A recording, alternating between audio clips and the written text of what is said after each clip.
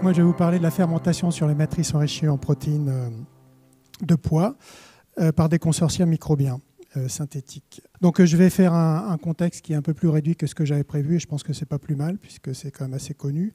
Et ce que je voulais préciser donc en introduction, c'est que les principaux obstacles à la consommation donc de légumineuses, en particulier le pois, d'ailleurs c'est une des raisons pour lesquelles on a choisi le pois comme modèle de fermentation, c'est que c'était certainement celui qui posait le plus de problèmes en termes de contraintes, notamment de défauts aromatiques. Donc les principaux obstacles, ce sont donc des verrous nutritionnels, donc la présence de facteurs antinutritionnels, l'acide phytique, les GOS également, enfin dans certaines fractions. Également, et ça c'est plus lié aux défauts sensoriels qui ne correspondent pas, donc ces légumineuses, aux attentes des consommateurs en termes de goût. Donc dû à ces défauts sensoriels, et puis également une offre, donc la conséquence c'est aussi une offre de produits à développer. Et la question qu'on s'est posée aussi, c'était le remplacement partiel ou total de ces protéines pour réaliser des fermentations. Alors les bénéfices, donc nous on a pensé évidemment à l'utilisation de la fermentation, donc les bénéfices potentiels de la fermentation.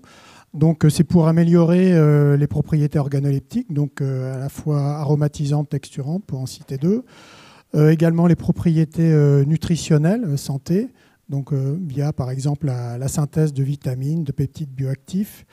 La fonctionnalisation, donc à différents niveaux. Donc là, dans le cas du pois, ça peut être la dégradation de composés antinutritionnels, également la dégradation de notes vertes, de molécules liées à ces notes que l'on veut éviter. Également des bénéfices plus en termes d'usage, donc d'impact environnemental qui est plus vertueux que les protéines d'origine animale. Et donc ça a été dit en introduction. Donc la fermentation, c'est un procédé très ancien qui a été utilisé très, très tôt pour préserver les aliments. Donc nous, la question qu'on s'était posée, c'était la fermentation comme levier d'innovation produit. Donc la fermentation peut-elle moduler, réduire l'arôme, la flaveur, la texture, les off-notes également, les réduire dans le cadre de ces matrices pois, légumineuses au sens large. Donc on a voulu essayer de voir s'il était possible de démontrer ce concept de formulation. Donc en fait la formulation pour faire des produits fermentés enrichis en protéines de pois, c'est à deux niveaux. Il y a une formulation de la matrice qui est un préalable indispensable et après ou conjointement un assemblage de communautés microbiennes adaptées à ces matrices pour les faire fermenter.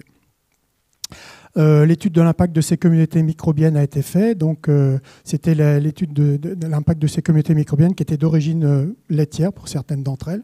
On voulait voir dans quelle mesure ça pouvait aussi s'adapter à ces matrices et les transformer. On a fait l'évaluation sensorielle de ces produits, puisque évidemment, comme le rappelait Catherine, il faut que ce soit bon à manger.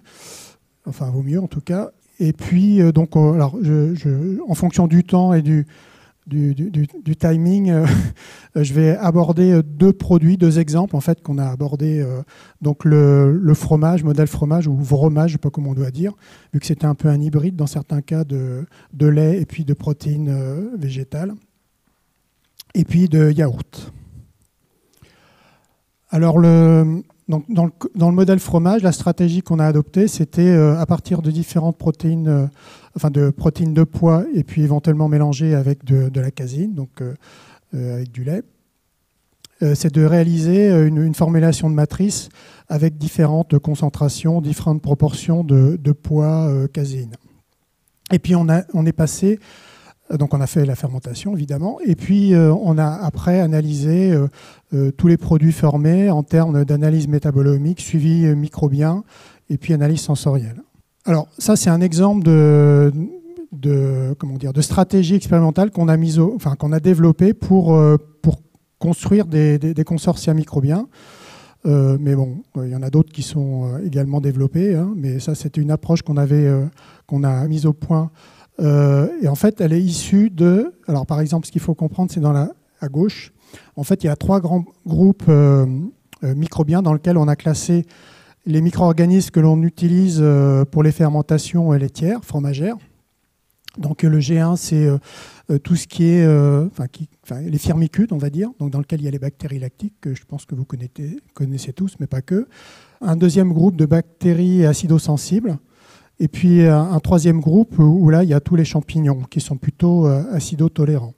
Et donc, en fait, on a adapté une stratégie dans laquelle on associait un micro-organisme de chacun de ces groupes dans les consortia en augmentant la complexité de ces consortia. Et donc, ça allait de 1. Alors ça, c'était les contrôles, ce n'était pas un consortium proprement dit, mais ça allait de 3 à 9 souches dans chaque consortium.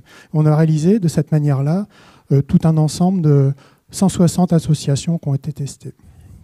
Ce qu'on voulait montrer, c'était voir dans quelle mesure on pouvait, en jouant sur la diversité de ces communautés microbiennes, dans quelle mesure on pouvait agir sur les profils sensoriels des produits formés. Donc, en fait, en bleu, les V quelque chose, ce sont différents, enfin, c'est des fermentations réalisées avec différents consortia. Et puis, on a regroupé par note aromatique, par famille aromatique, on va dire, sensorielle plus exactement, les différents groupes. Donc on s'aperçoit que par exemple on peut avoir des notes plutôt fruitées, florales ou fromagères ou plutôt caramel cuit en fonction des consortia qu'on va utiliser. Donc ce qui était important, c'était que dans tous les cas, par rapport à un contrôle qui est au milieu, qui donne des notes vertes, on a réussi à supprimer ou réduire par la fermentation ces notes qui étaient indésirables. Voilà, et puis de donner des notes, on va dire, plus intéressantes aux produits fermentés. Donc ça, je vais passer rapidement là-dessus. C'est juste pour illustrer. Donc en haut, les notes vertes, c'est une matrice. Donc en fait, c'est les modulations du volatilome en fonction des consortia. Là. Donc c'était pour illustrer avec deux consortia. Donc en haut, les notes vertes avec les molécules associées, c'est la matrice qui est non fermentée. Et puis en fait, en fermentant, donc avec un premier consortia, on a plutôt des notes laitières qui sont formées, et puis c'est associé, enfin en sensoriel, et en fait c'est associé avec des molécules qui sont produites, qui sont dans le tableau. Et puis avec un autre consortium, on a plutôt des notes grillées fruitées qui sont formées, et ça correspond à des notes qui correspondent à, enfin des molécules aromatiques qui correspondent à ces notes. Voilà, donc ça c'est pour un peu illustrer un peu plus jusqu'où on peut aller dans la caractérisation de ces notes et le lien que ça a avec des volatiles produits. Donc ça, je vais passer rapidement, mais c'est juste pour illustrer. Donc on a été un peu plus loin, on a essayé de coupler tout ce qui est propriétés sensorielles, acides aminés produits, et puis composés aromatiques, et en fonction des différents consortia qui sont à droite. Donc je vais faire un peu court, juste pour résumer. Donc, ce dont on s'aperçoit, c'est que l'amertume, elle est essentiellement associée à des molécules non volatiles, en particulier des acides aminés hydrophobes, donc qui sont en bas à gauche. Les notes de poids sont associées à la présence de molécules volatiles, alors dans lesquelles il y a souvent hexanal, mais pas uniquement. Des notes fruitées grillées, essentiellement à des furanes, et puis des notes fruitées plutôt associées à des esters en particulier, et on retrouve bien des notes qu'on retrouve également dans le vin. Donc on a été un peu plus loin. Donc ce que l'on voulait montrer aussi, c'était est-ce qu'on ne pouvait pas aussi moduler les propriétés sensorielles via la composition de la matrice. Donc là, dans ce cas-là, on a pris un consortium qui était fixé, qui était constitué de bactéries lactiques et de levures, et on a changé les différentes proportions de poids dans la matrice. Donc on a obtenu de cette manière-là 4 produits de type fromage, donc on avait 10% de protéines et 10% de matière grasse. Et on a les photos des produits une fois affinés. Puis le process de fabrication qui est à droite, donc tout ça, ça va dans l'article qui doit être cité. Voilà, donc ce qu'on a voulu voir, c'était en fait faire des tests d'études de consommateurs, donc l'acceptabilité et les intentions d'achat consommateurs sur ces différents produits. Donc quel impact avait la teneur en poids ? Quel impact avait l'information sur l'intention d'achat? Donc en fait, ce qu'on a voulu voir, c'était le coût économique versus le bénéfice environnemental, le bénéfice nutritionnel vu du côté du consommateur.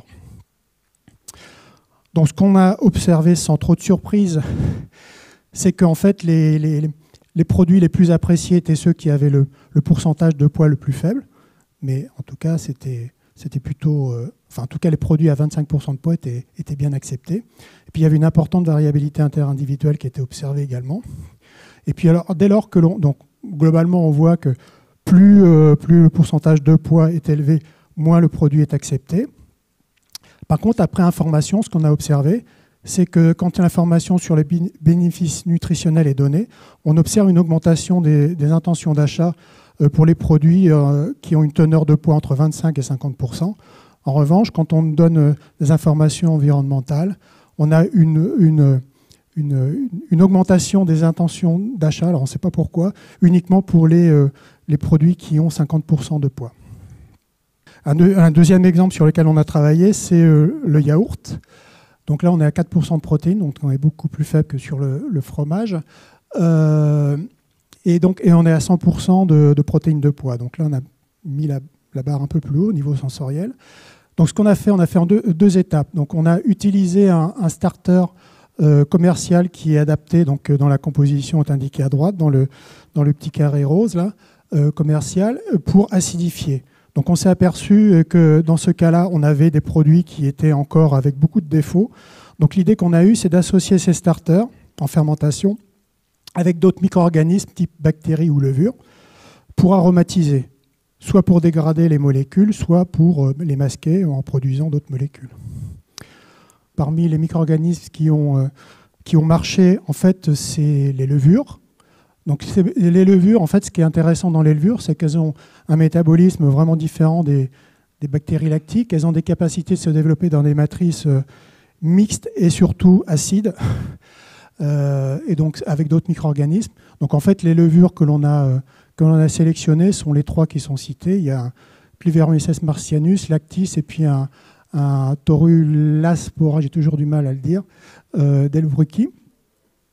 Et donc ce qu'on a observé, donc on a comparé 4 produits, donc le témoin avec le ferment lactique, et puis sinon avec le ferment lactique, les autres produits, c'est ferment lactique plus les différentes levures. Donc ce que l'on observe clairement, c'est qu'en fait on arrive bien à avoir des produits qui sont très différents et avec des notes plutôt fruitées, dans le cas où on associe le ferment lactique avec les levures. Et en revanche, donc, avec le ferment lactique seul, on arrive à avoir des produits qui sont bien acidifiés, mais par contre, qui ont des défauts sensoriels importants en termes de notes vertes. Donc on a observé de nombreux esters produits, donc ça, c'est pas très surprenant de la part des levures, mais ça a un effet très positif sur l'évaluation sensorielle des produits. Voilà, et en termes de conclusion perspective, ce que l'on peut dire, ces travaux permettent de dire que la modulation de ces propriétés sensorielles de la matrice enrichie en protéines de légumineuses par le design de ces communautés synthétiques, ça marche, ça peut marcher. Après, je pense qu'il faut développer encore les approches, et c'est ce qu'on commence à faire, et c'est ce qui pourrait être fait justement dans des projets tels que Ferment du futur.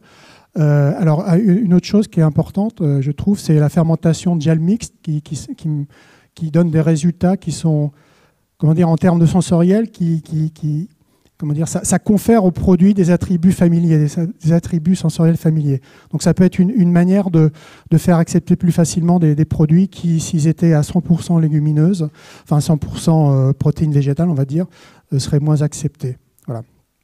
Alors, en termes de nouveaux produits, donc moi je crois beaucoup à tout ce qui est produits inspirés de produits fermentés traditionnels. Donc développer encore davantage des approches raisonnées pour concevoir ces consortia synthétiques qui sont adaptés à ces nouvelles matrices, pour créer de nouveaux produits, et puis surtout pour mieux répondre aux attentes et aux besoins des consommateurs. Je pense qu'il faut également explorer des champs d'innovation en termes de goût et de texture. On est un peu frileux, on a tendance à se raccrocher à des produits traditionnels avec des goûts peut-être fromage, alors que finalement il y a des goûts un peu différents qu'on peut tout à fait faire accepter au consommateur. Je pense que le consommateur est capable aussi d'être curieux et d'aller vers d'autres produits. Et puis là je reviens là-dessus, c'est les produits hybrides. Alors quand je dis hybride, ça peut être des matrices qui sont des mix végétal-végétal. Par exemple, on peut mettre des légumineuses, céréales, pseudo-céréales ensemble. Ça peut être des options. Et puis également des mix végétal-animal. Donc animal, ça peut être le lait, mais ça peut être aussi des protéines d'insectes. avec des mixtes végétales. Voilà, donc, et puis, comme je l'ai dit, je pense que le projet Ferment du futur, c'est une occasion à saisir pour développer ces nouveaux produits. Voilà. Merci. Alors, je voulais juste remercier les collègues qui ont contribué au travail. Donc, il y a CFood, SQPOV et Ecopub, mais comme vous voyez, c'est beaucoup un travail qui a été fait chez nous. Voilà, merci.